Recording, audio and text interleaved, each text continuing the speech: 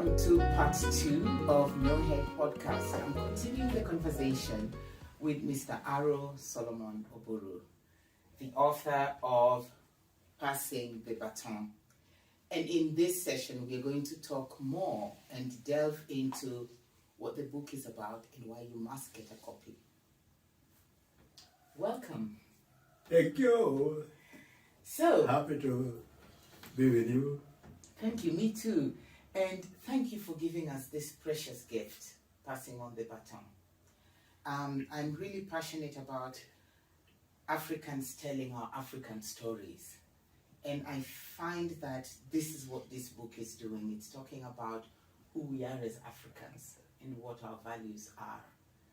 And so maybe before we get into it, just explain to me, passing the baton, what does that mean? What passing the baton means is you live, you go. But you don't leave a vacuum. The other way is, I call it, we all have a terminal date with exit. Right. And the good thing is that we don't quite, the most powerful terminal date of exit is death. But in between, wherever we are, we will exit. Through disability, which may arise from accident, we may exit even in our areas of employment because the boss just doesn't like your face and he decides you go. Right. You can't stop it.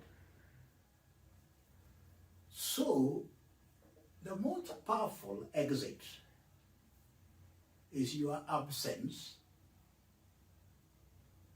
and permanent absence from your children. Right.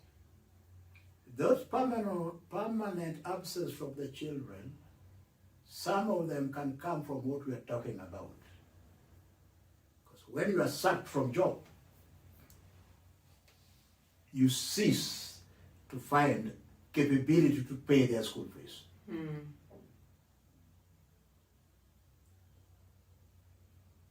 When you fall sick, that disables you from capability to support them.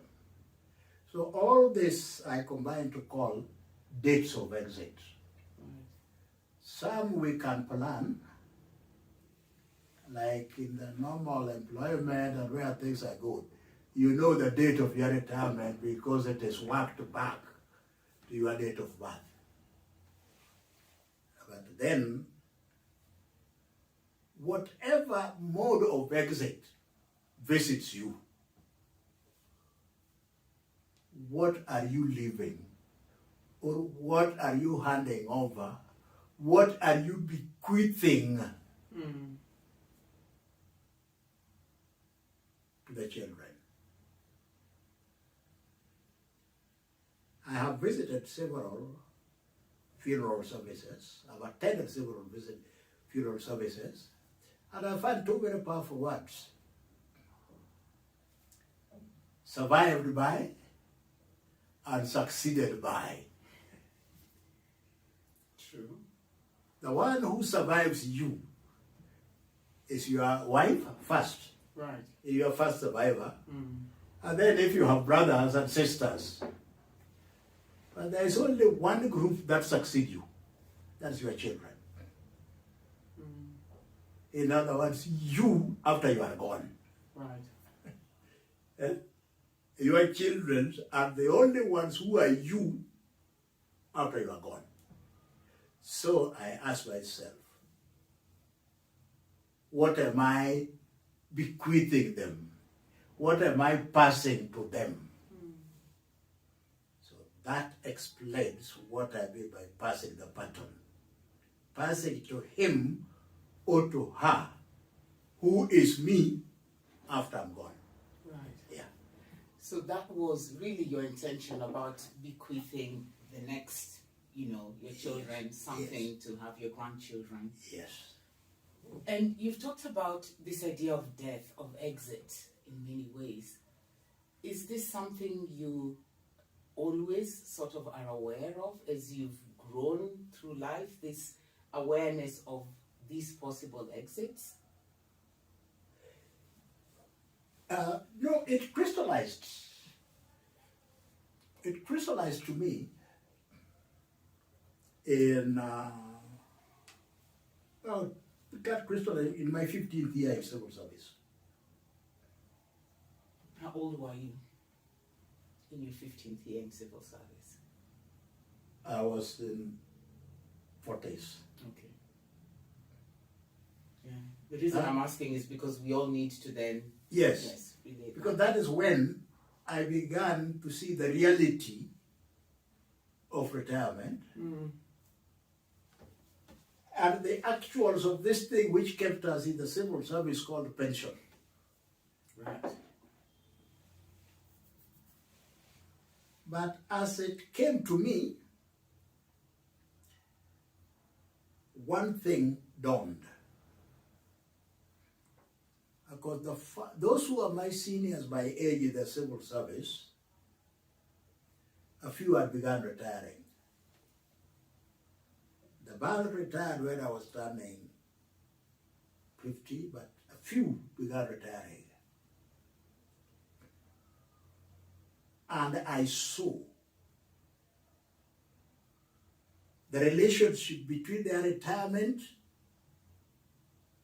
and the location of their children in the pyramid of influence.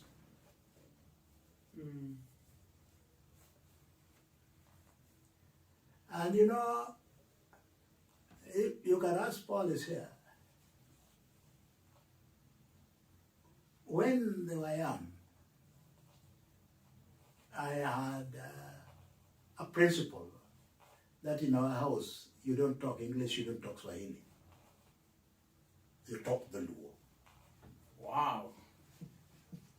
I was challenged by quite a number of my contemporaries that I was behaving like somebody who had not gone to school. Because you're not speaking English. Because I was not allowing my children to talk English in the house. Wow. Wow. That is so unusual. Because everyone would speak. These days, people don't want their kids speaking any of their African languages. It was unusual. And we were crazy about talking English. A lot of Luos of my generation, their children, they don't talk Luo. And I told a very close friend of mine who told me, how are they going to learn in school? See, the use was, the learning in school was in English. So I'm going to impair them. And I said, no. No, because of that. I first began to be taught English when I was 15. And you did well. Look at you. And I grew and I talked English. I wrote the compositions, some of which passed better. So,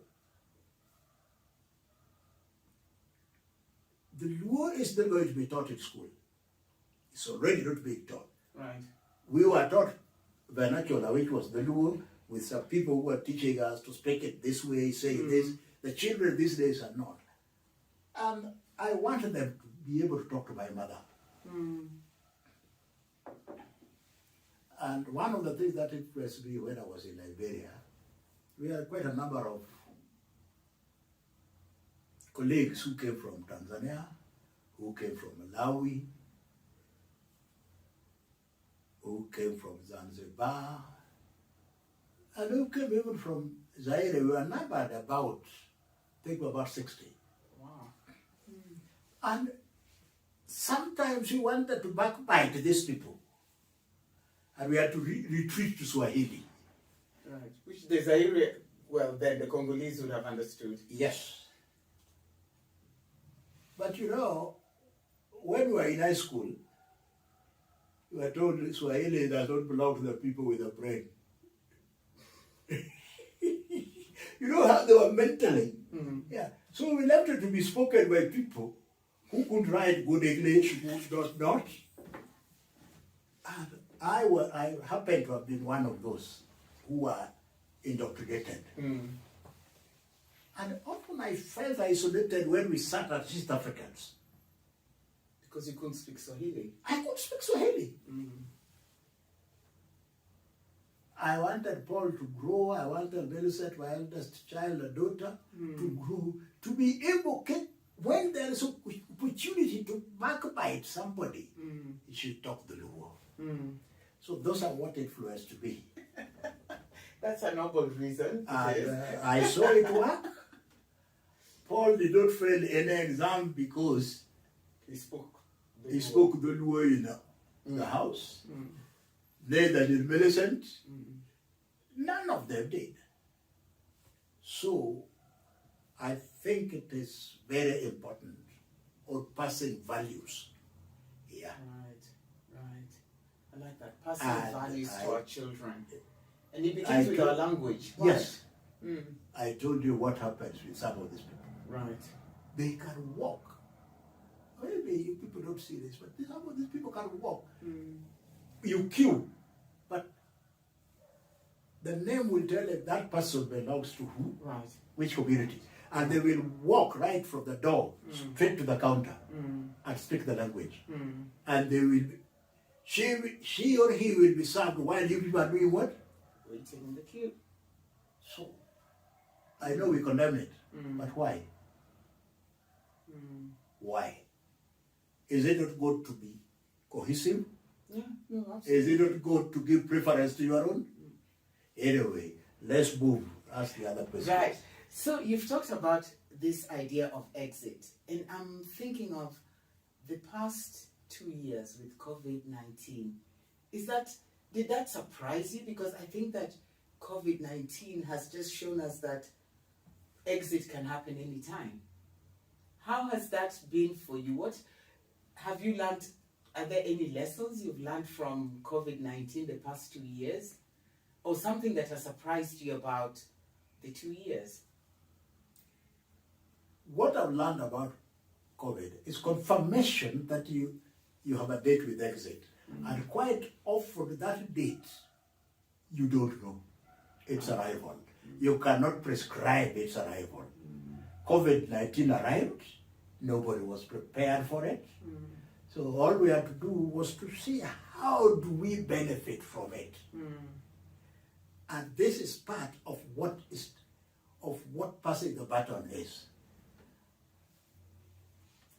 Are we preparing our children to take the shock? COVID-19 finished jobs for many. Right. And our children ready for it.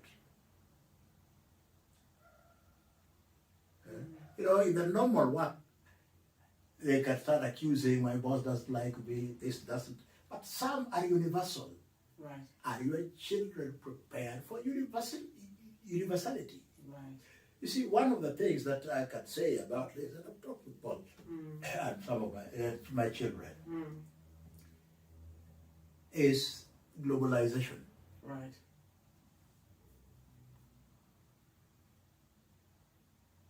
I mentioned we have very highly qualified, scholastically qualified people who are actually reduced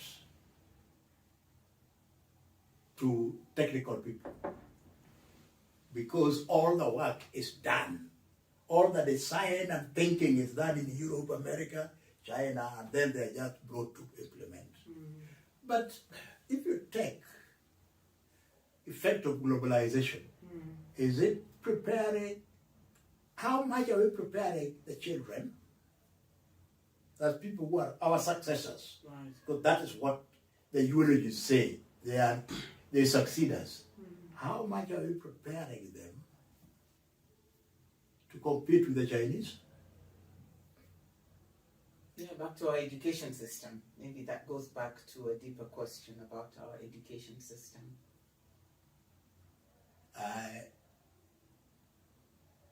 I say the education system, yes, 40%. Right.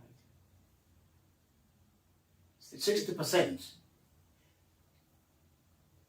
is our failure to appreciate the capability of our people. And therefore, by policy, declare that this kind of job will not be done here. Yeah. We are not going to reduce our PhDs. We are not going to reduce our engineers holding masters. We are not going to reduce our architects to mere site supervisors. Because the signs of buildings are done in China. No, that's what Asia's done. So it calls for a lot. And when I talk of the Baton, it is not just the parents. It is also society. What are we bequeathing? And I will ask with all humility, why spend so much educate the child to PhD level? Because the child has the brain to earn the education to PhD level. Here, the child has earned it by his own capability, and then return the child to a technical person. Why? That is not the function of a parent. That is the function of society. Right. So this passing the baton involves all of us. First, it starts with the parent. Okay. Which you talked about, the responsibility at home. Yes, it starts with the parent. But the society, when the parent has given a child of capability, when the parent has given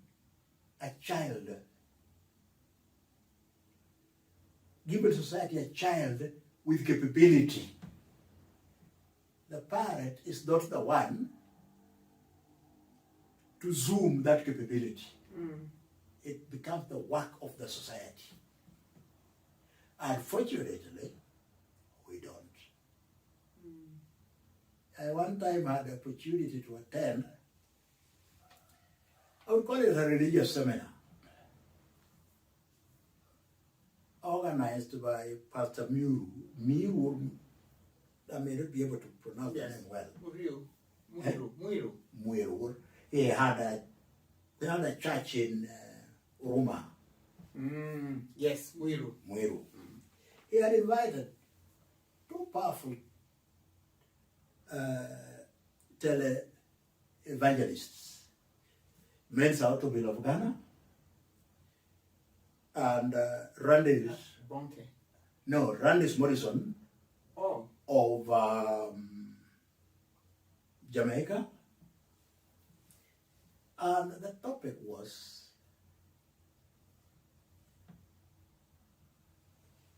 African poverty and Christian leadership. And that seminar went for a week. A friend of mine, who happens to be an Anglican person, came and told me about it. And he mocked and joked with me, you are an Adventist, I know you will not go to those. I said, no, what is it? I'm invited to a seminar organized in Roma. I said, no, what kind of seminar is in Roma? But when he mentioned the name of those 10 evangelists, I decided to go. I went on. It started on Sunday, so I went from, he told me on Monday, so I went from 2 o'clock. I attended that seminar until the whole week. Wow. And what I found in that seminar was very profound, very powerful. They were questioning, why do Africans allow people they were with in Oxford, in Harvard, in Yale, in Cambridge, and they were beating in class? That's what they were saying. You went with them to Oxford and so forth, and you are on top of them. And they come here and they become your managers. What has happened to your knowledge? They were asking those questions. See, that is where African problem is. And they said one thing, which they enjoyed. That was a seminar organized by Miru, who can't pronounce the name well. Right. They say, US is not going to give you their best brains. Because if they give it to you, you cannot pay. So if they give you the best brains, they will give you best brains who are retirees. They're no longer very effective on their side, or those who just graduated from college but are wanted to become experts on Africa. Right. They send them. They mentioned World Bank, they mentioned all these others, including UNICEF. Say we have very wonderful doctors around. When UNICEF brings money, when they give us donation, they give us donation assuming we don't have doctors. Right. So they challenged us. And that is one meeting I attended, which the memories are still very fresh in my mind.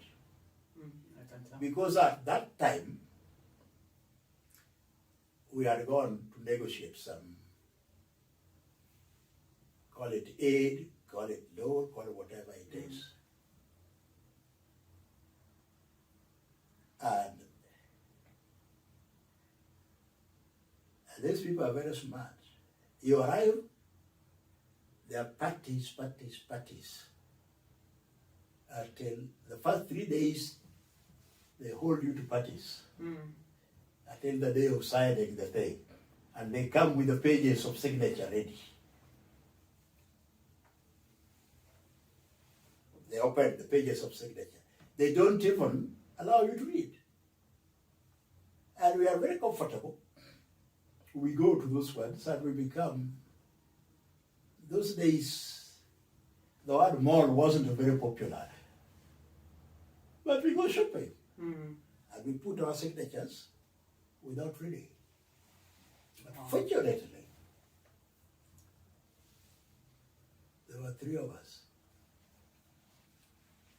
led by the father of the first black African American president.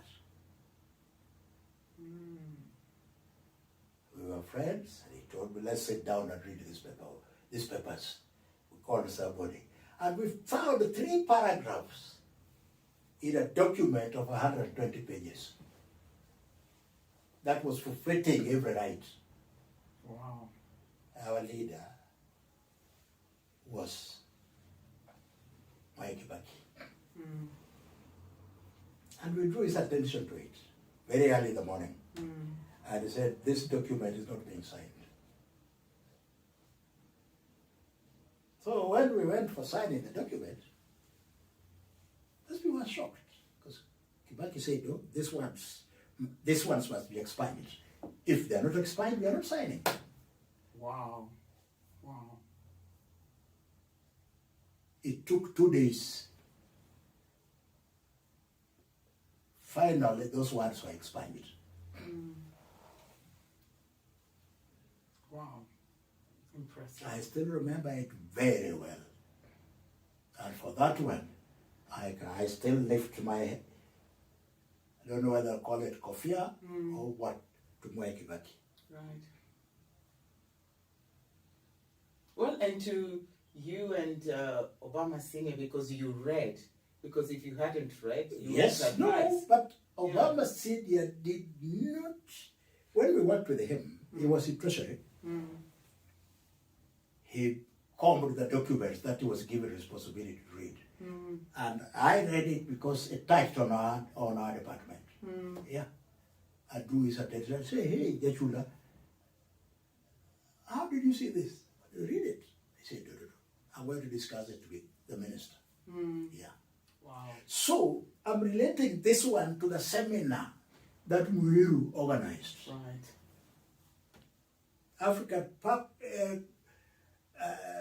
African poverty and African Christianity, he says. When somebody comes from Europe, I mean, we don't question what he says. Right. Yeah. So Because the what white are man we is right. bequeathing? Right. And those are what I'm discussing in this one. This responsibility is not just parent-child. It is society Right. and succeeding generation. Yeah. So one of the things that excited me about, receiving your book and reading it and seeing that you're writing, because I think that before we exit, we really need to tell a story for the young ones and for others to learn from it. So in writing Passing the Baton, if you were to summarize, you're talking to young Kenyans who have been, who are probably not even yet parents, they're in university, like your grandson. What would be some of the lessons you feel that they must learn? If something that you would bequeath them that's here? Well, when I'm writing the book, I'm addressing the parents to leave something of value to their children. Right.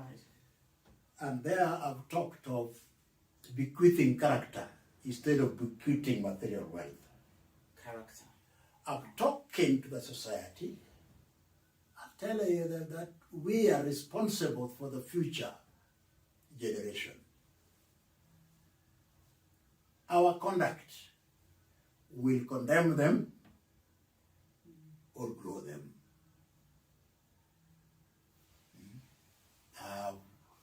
We just mentioned this, what the Obama said. I was very meticulous in reading.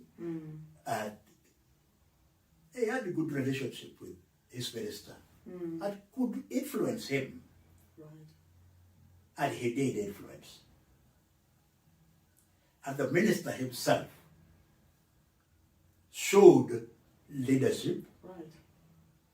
He saw what those 3 paragraphs in a 100-page document was going to bequeath in terms of destruction to the country. And they stood in defense. Right.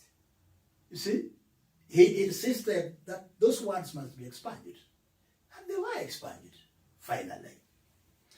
But as you say that, I just think of, if I look at our generation of politicians, there's this, we do things for ourselves, not for Kenya. We look at how can we enrich ourselves, how can we get this for me, how can we, I think we are very egocentric and we only think about me meaning me, I, my family, but we don't think about the society, the community, and Kenya. And I feel that maybe that's where we have also failed, because if we think about ourselves and we don't think about our country, then will we have a country? I'm asking you. I didn't want to go there. I didn't want to go there, but I will address it. Right.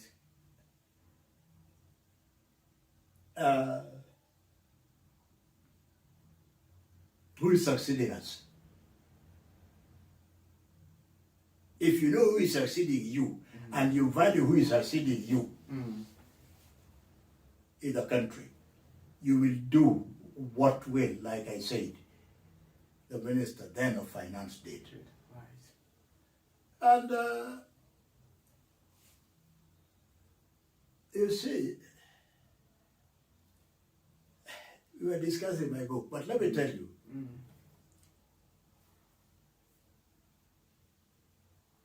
I don't want to talk politics much, but 500 years ago, Europe did away with kingdom governance.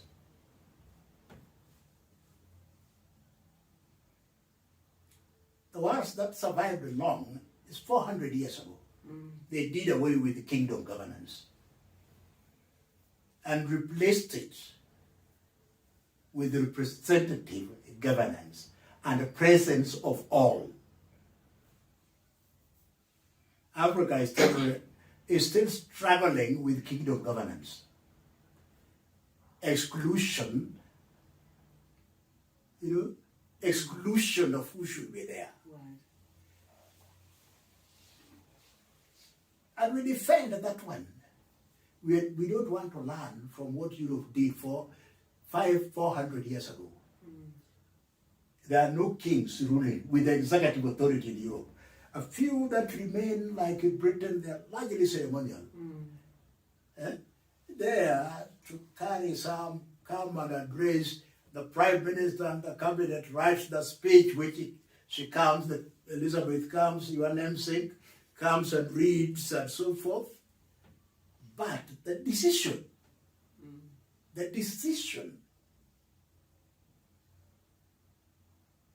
executive decision that drives the country is in the hands of people's representative. And you know, why did they do that? Because kingdom governance is not that it didn't have cabinet, but kingdom governance puts cronies and sycophants and call them support the cabinet. They are sycophants. Yes. They are cronies of the king.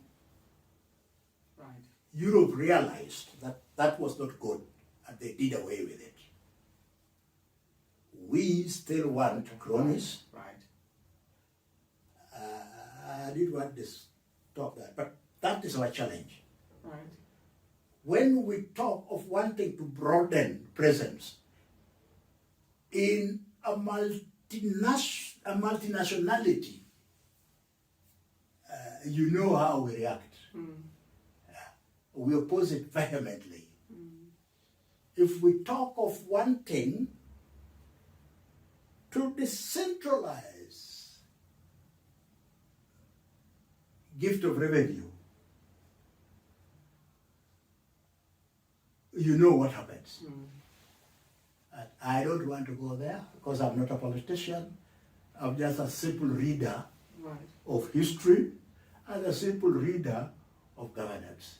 So the first and most important thing is to accept that we have date of exit and prepare our children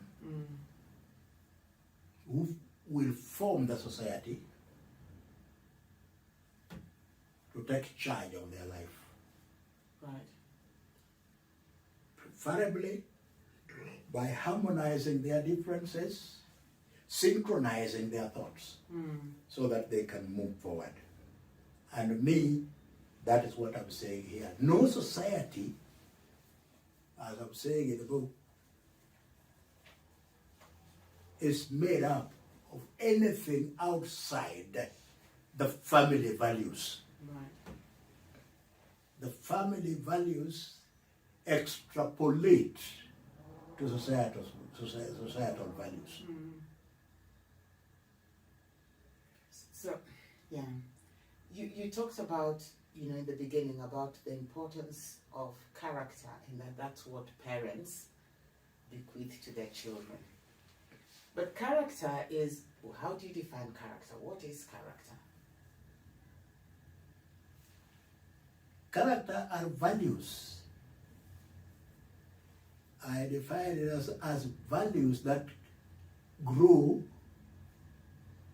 or regress or destroy society.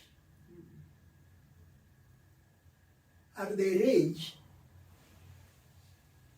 a lot. They range from capability to be innovative, capability to be creative, I like that. capability to transform.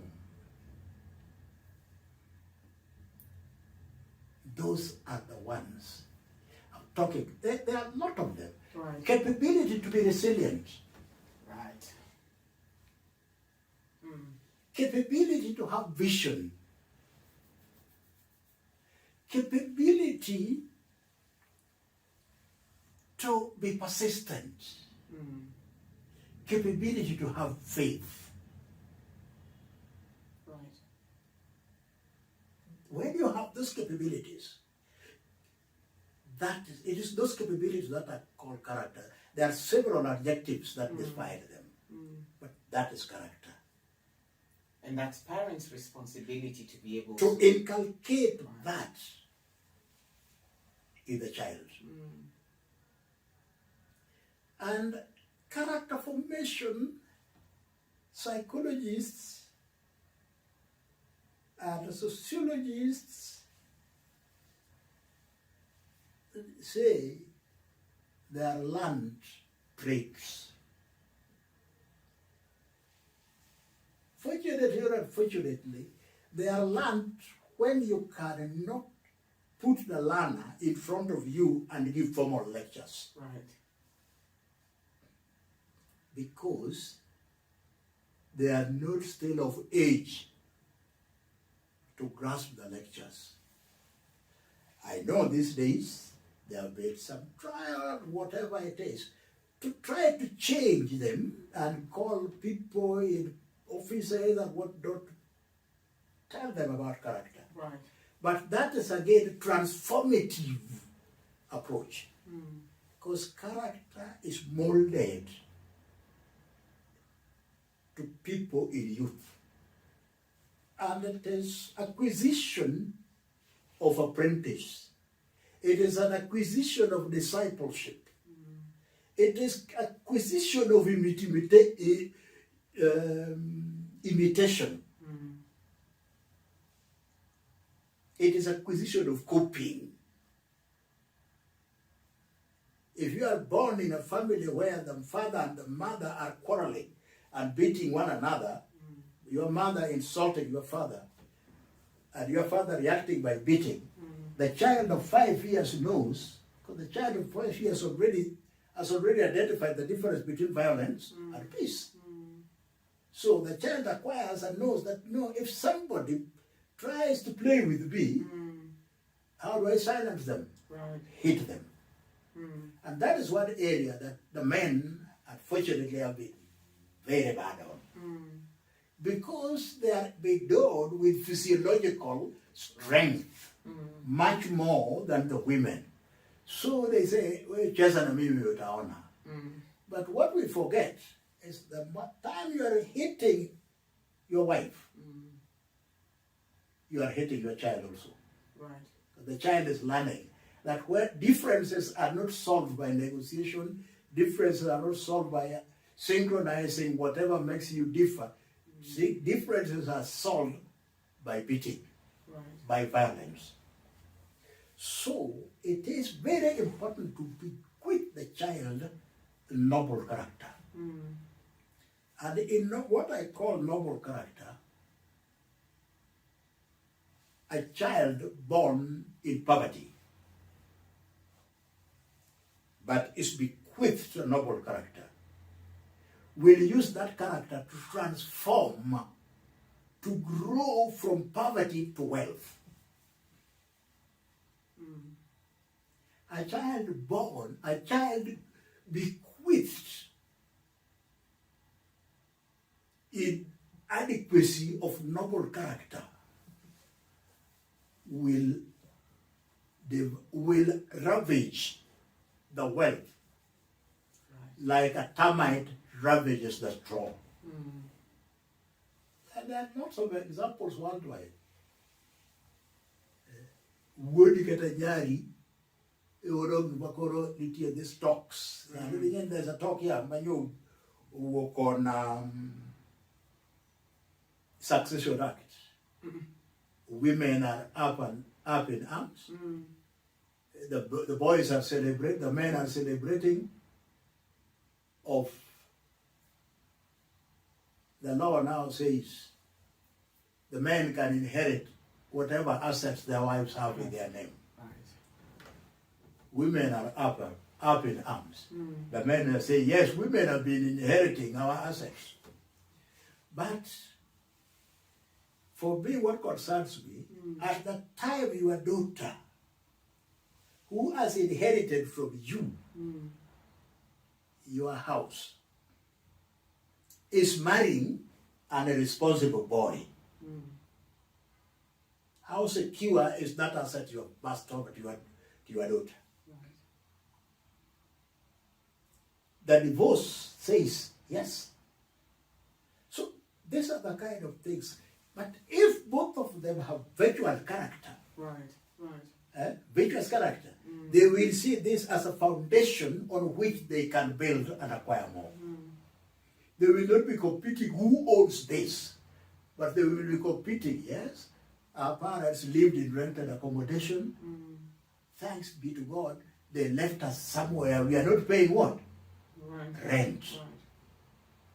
Right. We are not paying rent.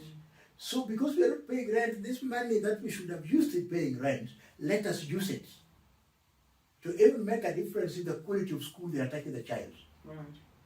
You see? So what are you handing over?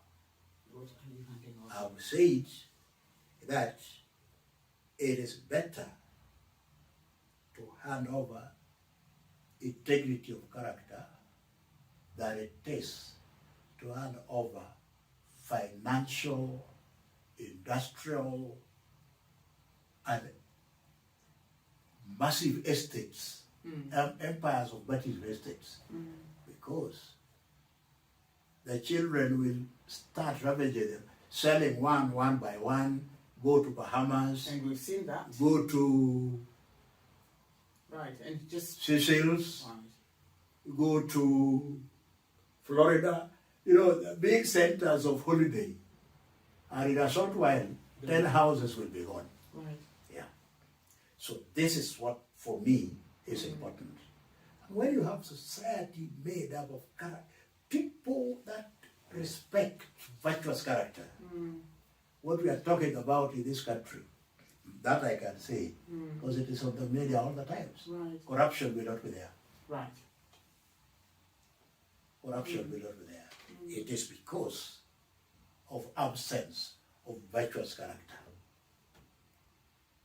Right. Yeah. And now that you talk about virtuous, in fact, virtuous character, and you talk about corruption, one of the things that worry me a lot is because we talk about corruption as a country, as a continent as well, and yet there's this powerlessness because people don't know, where do you start stopping corruption?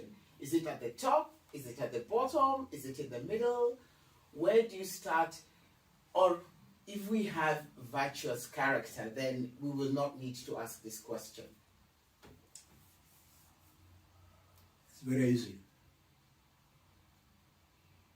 Stopping corruption starts with you and me. Right.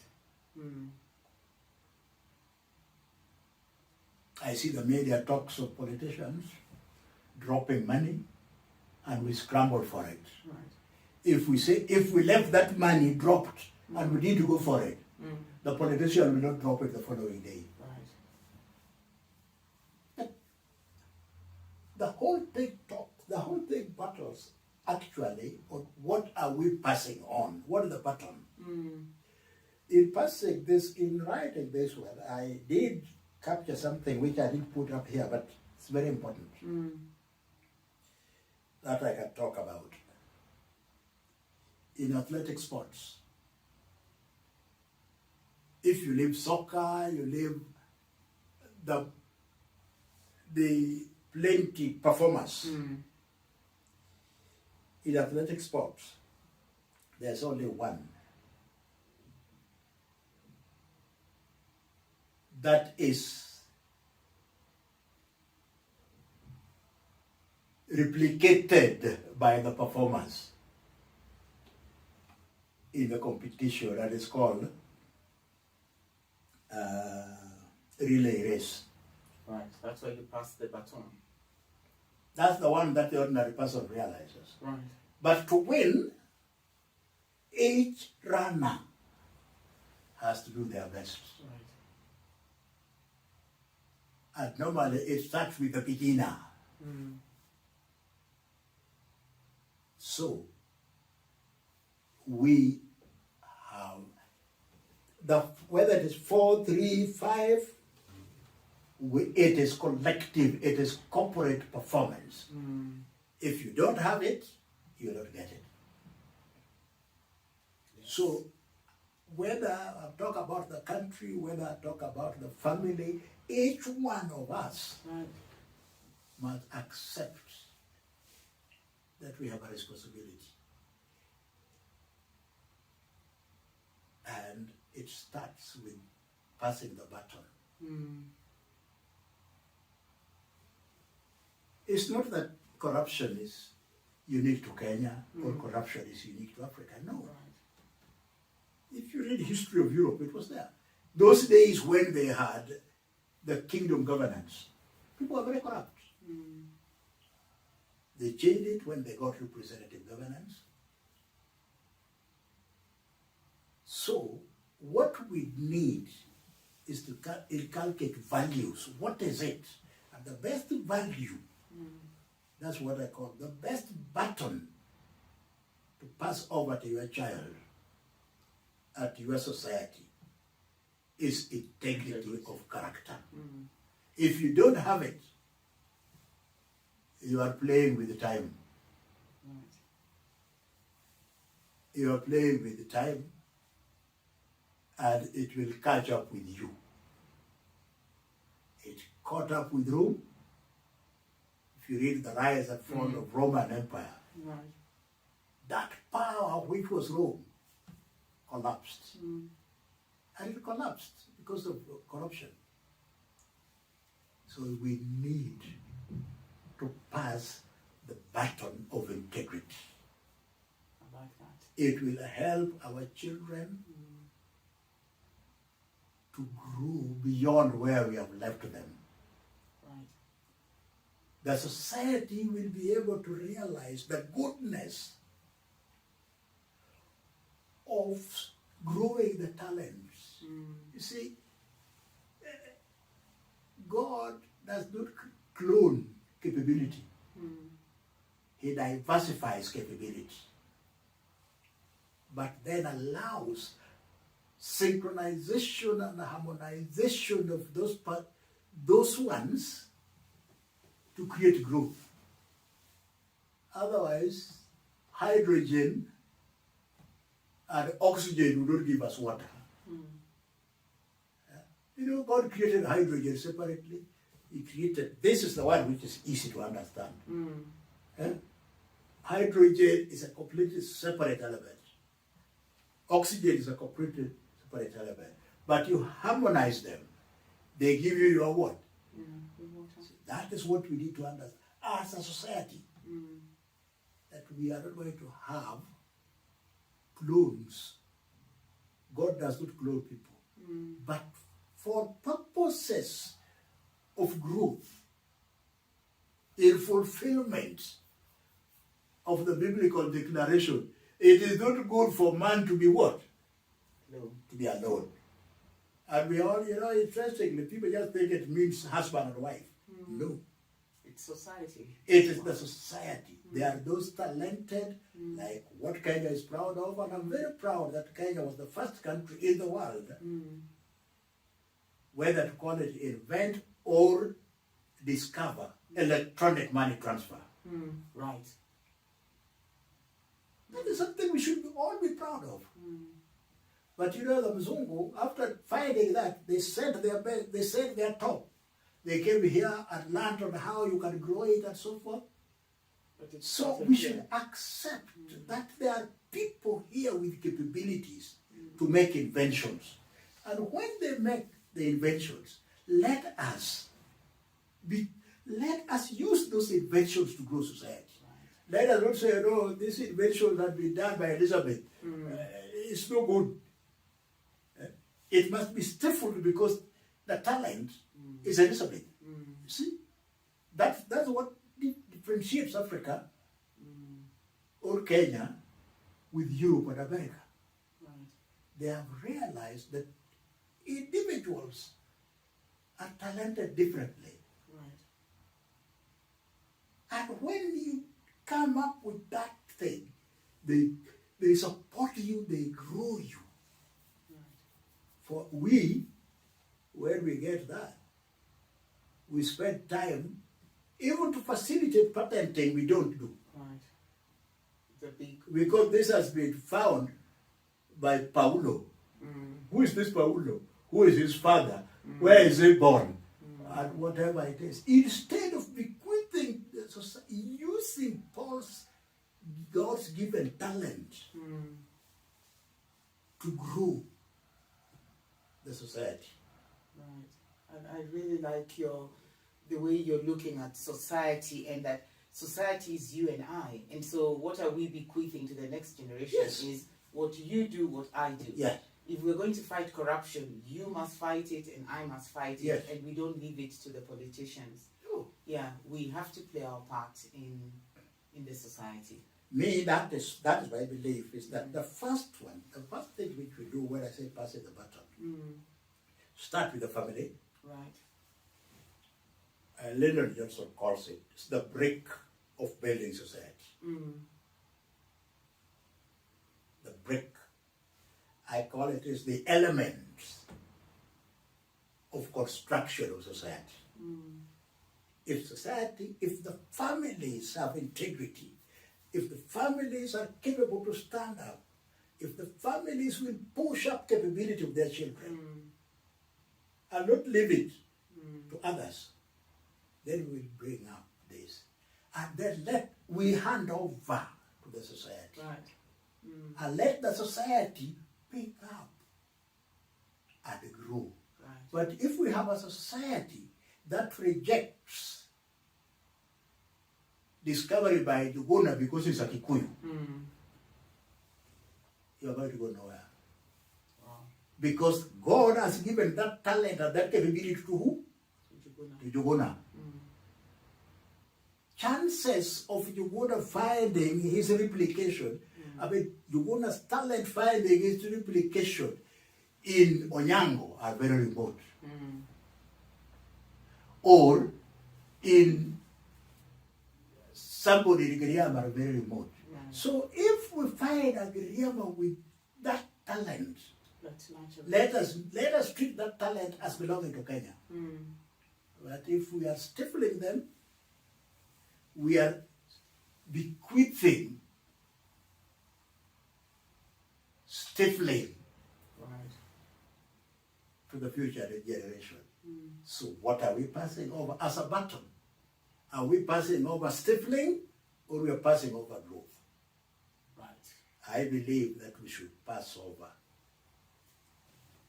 growth. We should not pass over. We should not reject capability because they don't come from our community. Right. Yeah. And on that note, we pass over growth. And so I'll tell you, viewers, those of us who are listening, your responsibility, pass over growth. Thank you so much, Mr. Oburu. Thank you so much for bequeathing us this gift, passing the baton. Thank you so much. Thank you very much. Thank you very much. It has been pleasant to be with you. It has been pleasant to discuss this.